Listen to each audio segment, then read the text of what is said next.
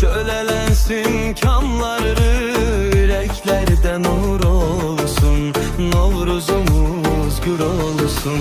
Tongaları çatılsın, üstünden el atılsın, her ev burada atılsın, sinede gurur olsun, Novruzumuz gür olsun.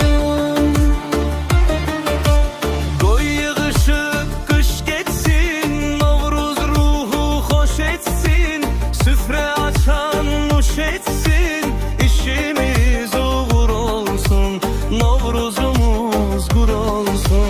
Baklava, şeker, bura, pilavın üstüne kara, zerber ver dosta yara, bayram ele çür olsun, Novruzumuz gür olsun.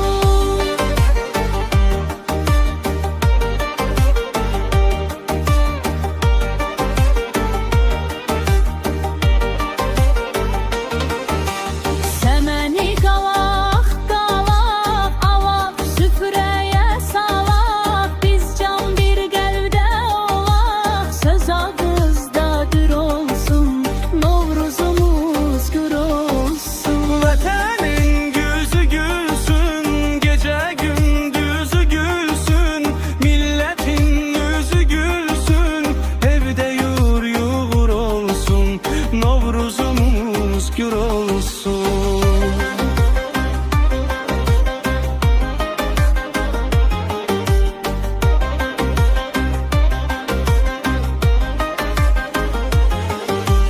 Bu yazın lisanları, torpağın ihsanları, ay vətən